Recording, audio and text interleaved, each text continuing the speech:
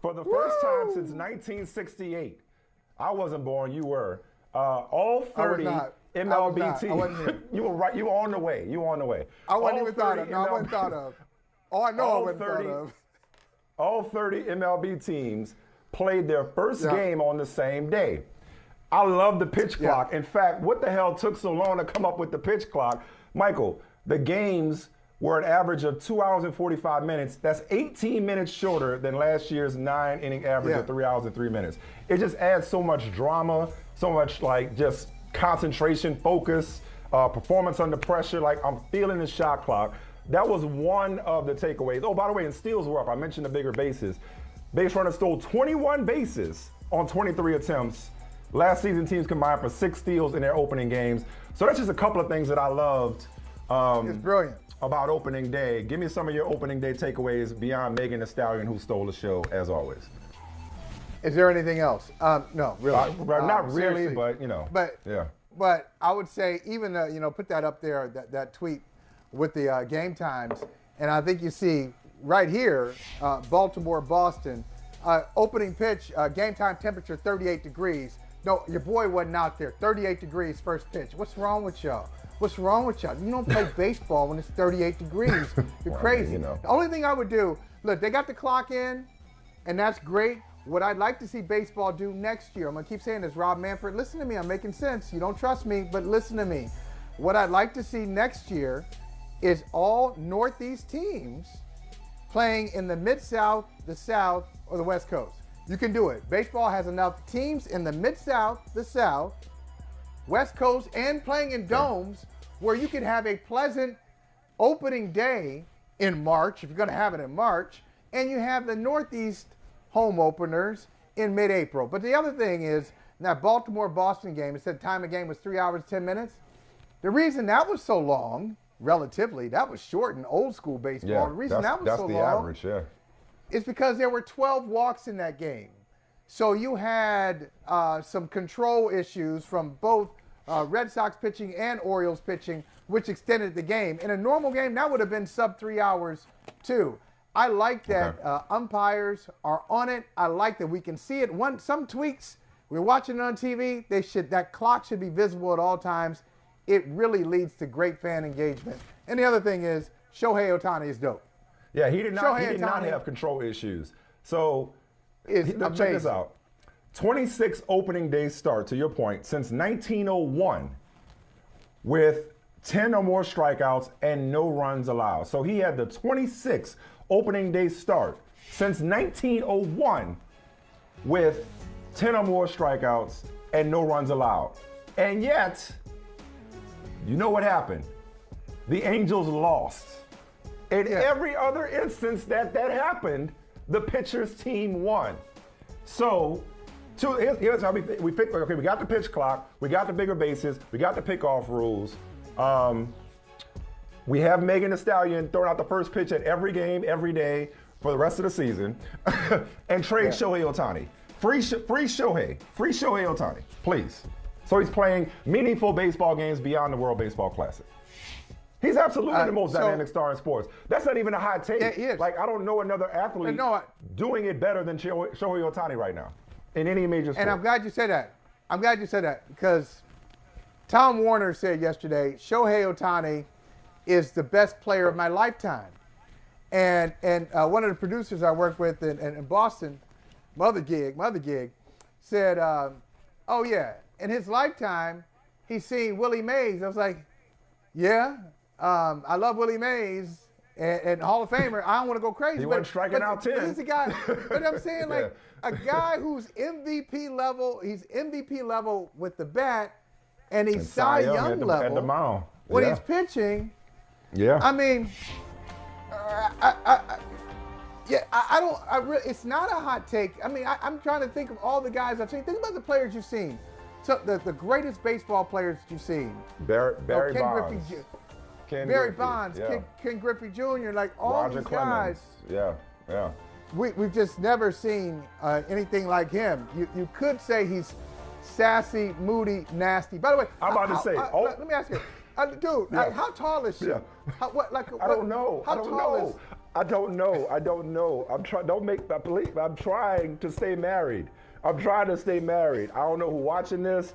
I'm in my wife down the hall, like. White pants, man. Okay. White pants. Just on top of it, like that's it, as if she needed help. Like on top of it, on top of everything else she. Okay, speaking of marriage. Before you do that, move on. Real quick. Move on. No. I'm just gonna ask you. What? Just off script. I don't know if you remember. Off script. No. What script? Names are being redacted here. Do you remember the story from the Patriots locker room back in the day? We were both covering a Patriots game, and a Patriots player. Yeah. Okay. Yeah, I do remember said to another one. Yeah. Yo, man. Yeah. White pants. And that's all he said. I remember. Yo, man. White pants. How did you propose? Okay. Anyway. How did you propose to Oni? Where were you? Weren't y'all somewhere special? Our kitchen. That's fine. No, that's fine. No, we were in the bedroom. Yeah, it was in the kitchen. I mean, not like that. I mean, it would just happen to be in the bedroom. I don't want to give y'all no ideas, but I mean, that's not that's neither here nor there. Okay. I don't know how you feel, and in a minute we're gonna get Natalie's perspective. Like, because I'm one of these people that I actually appreciate public proposals. I appreciate proposals. I mean, I'm not the romantic type, so what the hell do I know? But I appreciate public proposals because they are like, it's bold. Like, you put it out there for the world to see. You know what I'm saying? It's courageous to me. You know, I'm into it. And so a lot of women have been like, no, man, I don't know women want that. This guy, I think it was at the Dodgers game, if I'm not mistaken. Yeah, Dodger Stadium. My man proposes at Dodger Stadium, runs onto the field, in the outfield, in front of the world, and takes one for I don't know if that's her right there. My guy takes one for the team. Oh! Like, dude, I don't know if she said yes or not after she bailed him out. I don't know if she said yes or not. But if that doesn't prove one's love and devotion, I don't know what does. First of all, that form tackle, the Rams and the Chargers could use some players. My guy, that officer, takes his job way too seriously. Because if you see a dude proposing, he's on knees. just tap him on the shoulder like, bro, So first of all, dog, that's some concrete Charlie, Mike Curtis shit there. First of all, what? I mean, look, bro. Like, we're throwing the penalty flag. That's a defenseless receiver. He was kneeling down. That's targeting. He's not trying to make a football play. He's kneeling down. No, he's not. And my man comes in just doing way too much. Like, what are you doing? But those are people. Some guys in that position, they just can't help themselves. And now, so really? Can we see what this guy? You say you're not the romantic type. That's what I want to know. First of all, they probably tried to jack the ring. No, leave the ring alone. And why we need three? Why we need three dudes? They're not the romantic. You're not the romantic type. They are not the romantic type. Far from it. Let's get a woman's perspective. Natalie, if you were being proposed to in that manner, you would be obligated to say yes, would you not? I mean, I'm not obligated to do anything, but there we go. That's right. Would I say yes? I would, so not to embarrass him, but like what he did was stupid. Like, that doesn't scream anything to me but stupidity. But love makes you do stupid things. So why say yes? If he's being stupid, don't give him that yes. Yeah, the proposal isn't. I mean, it depends on how I feel about him. Now.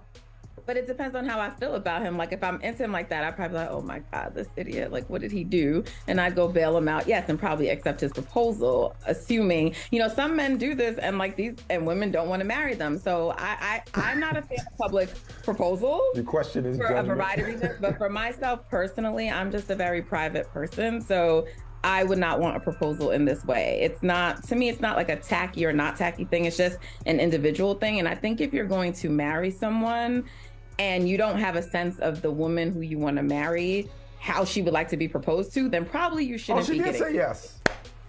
Thank you. Okay. Good. That's a relief. Because that would have been an insult to injury, literally, if she would not have said yes. So thank you for answering. Thank you for answering my question. Meanwhile, Natalie, you in these Twitter streets, I'm more than sure there's a lot of people proposing to Megan Thee Stallion before last night, but especially after last night. Did you have any commentary on Megan bringing back baseball, one first pitch at a time? Wow. I support Megan always. So she didn't bring me to baseball, but I was very happy after all she's been through to just see her out there looking beautiful, having fun, seeming like herself. So that's what I was happy to see. Yeah. As far as proposals, I mean, men were, proposing, becoming fans of the Astros, everything that you can imagine. I think it did its job and what it had to do. But shout out to Meg. I love her. And I'm just happy if Meg is having fun, if she's happy, then I love it. Protect her at all costs. Did either one of you know anything about her athletic background? Like, is she a baseball, softball player, basketball, athlete, anything? You know anything about Meg? I'm just wondering. I don't know. I don't. I just know she's a goddess. Okay. All right, Natalie, as the curator of the comment section, y'all had a pretty strong week, as I understand it. No, not coincidentally, I wasn't here until yesterday. Tell me, what have the people been responding to this week in these comment streets? Yeah, well, I mean, fitting is, I know, is it Bard who he didn't play Daniel due Bard? to, Daniel Bard. He's on the injured list with anxiety. Yes, I love that.